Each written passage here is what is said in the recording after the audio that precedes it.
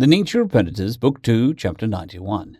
Memory transcription subject Adam Meyer, advisor to the Secretary General.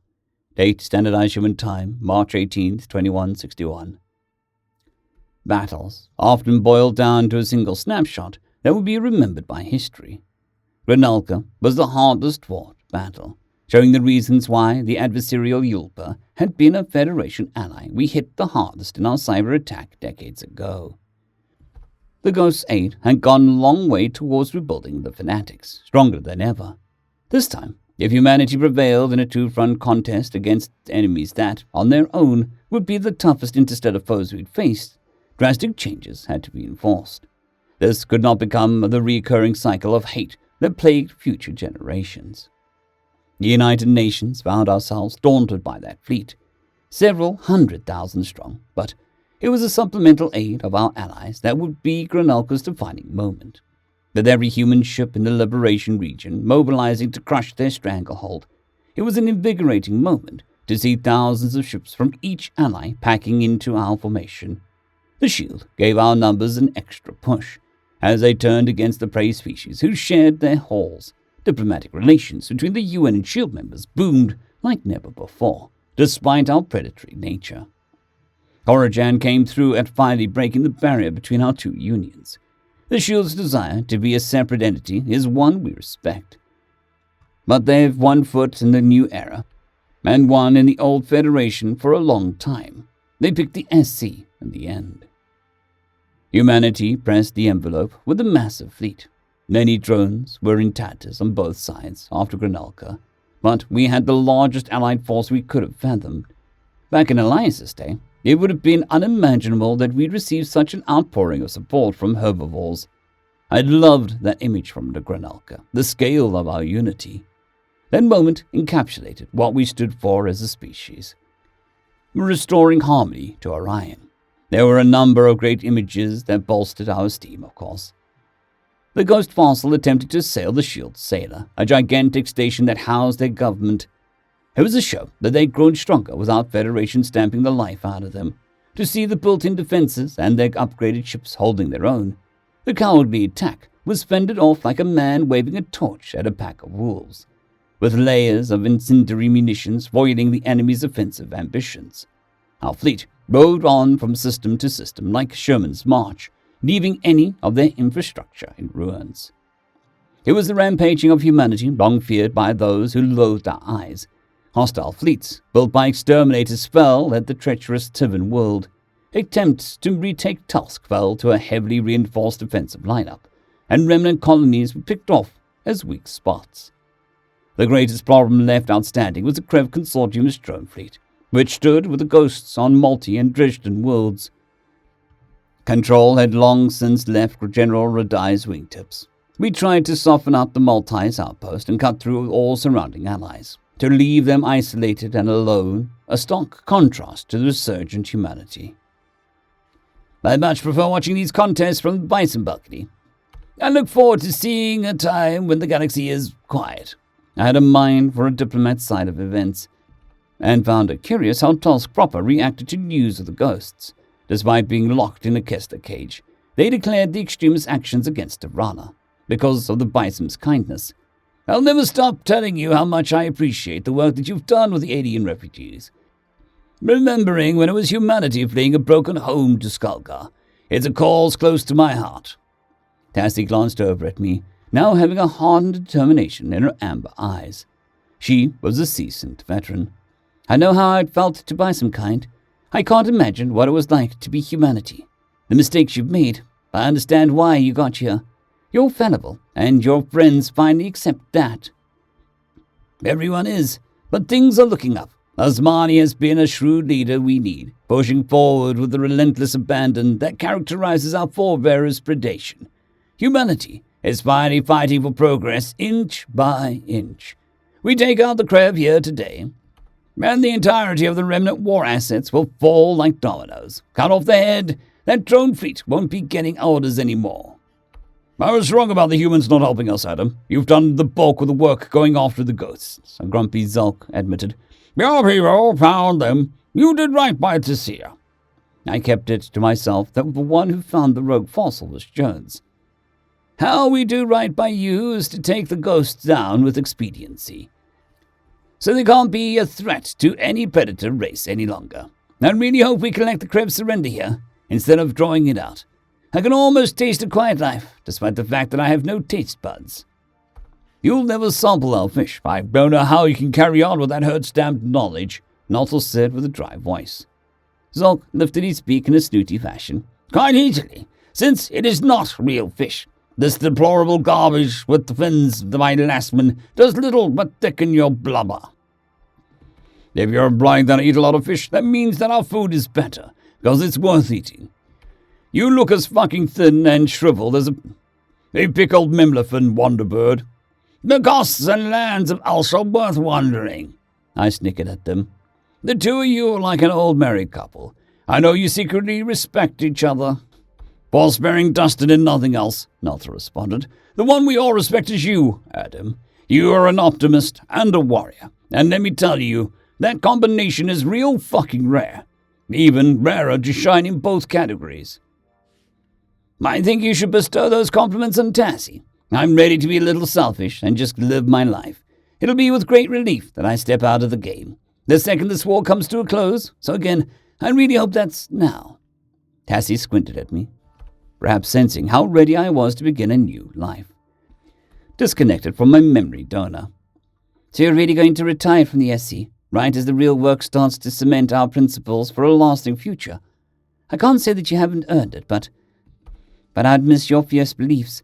What are you even going to do? I don't know, and that's the beauty of it. I want to do things Elias wouldn't have done, and just winging it certainly wasn't his style. If others don't take up the reform torch, it wasn't going to last anyway. I would like to enjoy the peace we've clawed for.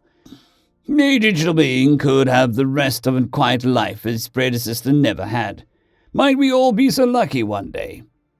The fuck did you just say? Don't wish that on me. Being involved in this lunacy keeps my mind sharp. Naltor snapped. I'm dreading retirement.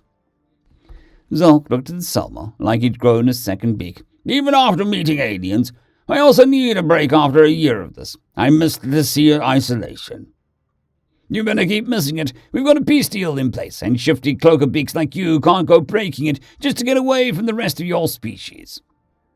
If we go to war with the other continents, that still qualifies as interaction with you. No, a few cleaned up oceans from the Sifkit maniacs won't make us one big happy family. To see her aren't big or happy. Tassie raised a tan flipper. Shush. They're about to make contact with Avor. We should all hear this. We have to see if Adam gets his retirement wish after all. Seconded, I chuckled. Wish me luck. My hopes and spirits were as high as Admiral Monaghan initiated contact with the Krev homeworld. With them seeing their fleet on the ropes and experiencing widespread rebellion at home, it would be reasonable to accept the terms of an honest surrender. The government needed to face the music for abetting a fossil and duping their entire sector of space. Asmani had already begun drafting up terms of a new arrangement, should our enemies admit their inevitable defeat. It would be refreshing if we could skip the agonizing process for once. I can't be the only one tired of maddening galactic wars and evil plotters screwing over their own people. It's not too late for even the lunatics to look into the mirror and see sense. The image that was burned into my brain from this encounter was not a triumphant one. It wasn't Krev dignitaries coughing up a surrender, or bravado vanquished from their eyes, justice winning the day on a few spoken words. It was a photograph that the consortium transmitted to mock our efforts, one that struck me at my very core. I had no idea how to respond to a legion of people that were reset to the controllable space, under the control of absolute madmen. These were beings created from memory transcripts just as I was, tickling my very worst fears about how Vernt Terra Technologies or other actors could exploit my hardware, stripping digital minds of control and sanctity, and using them to replace the non-compliant flesh and blood populace. Needless to say, it was an absolute nightmare to every attendee of this meeting, but there was no one it felt more tangible to than me. I could feel stares being shot my way, even from bisons neighboring me. It wasn't lost on the diplomats that humanity had harnessed the same technology that fueled this diabolical plot. The thought that was crossing each of their minds was that we could be a threat to them, much like they'd feared Earth's inevitable expansion in Elias's lifetime. That realization made me grit my teeth as I jolted myself out of my stupor. The last thing I wanted was for us all to fall into that pattern of thinking, just like the Predator's fears all over again. After coming to terms with who I was, I wouldn't believe that I was a monster, due to the perversion of something that could give people like Kirsten a fresh chance. I pressed a hand to my head to push back the shock, though I felt sickened to my stomach. Tassie supported me with a flipper as my balance lurched. The uneasy stares were reminiscent of how the Shield and the Skullgone commuters all gawked at me. "I know what you're thinking," I challenged the assembly in a booming voice, sweeping my gaze over the gathered crowd. "And I'd hope that the Sapient Coalition is riven above judging an entire classification of people, writing off their right of existence to their value of sapient beings, all because of one instance where the characteristic is used for evil. You would have burned all predators by that same logic." Secretary General Osmani stood in support. "It's easy to differentiate the ethical standards used for Adam, which bring relief to millions of grieving families. In the open, to offer a chance at a rebirth, an afterlife here on Earth. The Krev view mind-uploaded replicants as weapons in their tool belt. And that's exactly what I don't want to happen, which is why I want the rights and restrictions around this technology codified in stone, so that we can avoid this ever coming close to fruition here. There's a right way and a wrong way to root out a new scientific path. Please, do not let their flagrant abuses lessen your assessment of people like me. Instead, the Sapient Coalition is once again called upon to be better.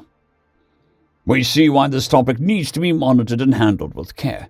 I suggest the First Amendment to our founding document, the Universal Declaration of Sapient Rights, to keep up with new technologies that we couldn't have anticipated. Our strength is that we grow and adapt with the needle of progress. And for all of the help it's given us, Adam Meyer has my full support. However, the pressing issue is how we beat the Krev. We'll deal with our own house after we take out the trash." "Take out the trash?" Ambassador Corrigan squawked. He gave a slight head toss in my direction, perhaps to offer me some acknowledgement and comfort. "Is today the day that we finally see humanity cross a wall, after their machinations against the sailor in Kalqua?" I gave the dirty and appointed stare. "I thought we talked about an eye for an eye, Corrigan." "They have an infinite army of robots now, for squawking out loud. We have to be sure." Osmani's expression was cool and calculated. "Humanity has doomsday weapons at hand, which we've spent years perfecting. We've been enhancing them since our last cyber attack to match technological improvements. It's our weapon of last resort, in a situation with vulnerable central infrastructure." "I've been warning about this for years. I saw the damage a cyber attack could do with my own eyes when Granulka was first ravaged," Onzo chimed in. "It could incapacitate this infallible army that's primed to destroy the populace. That's the other danger of synthetic beings that we must address. They're vulnerable to hacking, lacking the security our natural bodies have. We fry any robo-people at all accessible on the surface, which will buy some time to save as many as possible. We can verify the biological beings with X-ray machines. After that, we burn everything left behind, pummeling deep underground like they did to Esquo, and be sure they don't have the means to build an army." "Hang on, those robot legionnaires are people, sir, just like me. They didn't choose to come back," I remarked. "I know. Corrigan is right that we have to wipe them out. We either ensure none of them survive, or we wake up in 20 years ruled by their machines, Adam. Humanity will save the innocents, but the pawns are beyond our reach. Even if we got through to them, there's nothing that could stop their masters from removing that memory or overriding their wishes." "What's to stop someone doing that to me?" Vernt could. "I understand. Well, this was already not the life Elias would have chosen. Non-existence is most certainly preferable to that. Having a mind that belongs to someone else. The last thing I want is to commit genocide of unwilling slaves, but I hope it's some mercy to spare them this eldritch horror, to prevent the unconsenting citizens from encountering doppelgangers of themselves with a kill switch and no free will. They challenged us to do our worst, and that's an unwise decree to humanity. We know what we must do. It is the only way." I stewed in that grim feeling, pitying the digital beings who'd never have a chance to get off the ground. Much like myself, They didn't ask for any of this, and hadn't a clue during their lives that it would even be a possibility. Secretary General Osmani's argument rang true to me, though, and I saw that there was no way of winning this fight without getting our hands dirty. This was the time for unfettered warfare. If there ever was one, humanity had to defeat the Krev Consortium before their metastasizing greed grew too large for us to contain. My hope was that our missions on Avor and the other Consortium worlds would be successful in saving the civilians that their government hoped to replace. End of chapter. I'd greatly like to thank our Tier 5 channel members, Casper Arnholtz, John Creighton, Manatharia, 050, Dragzoon WRE, and Elijah Silvercross. Thank you very much.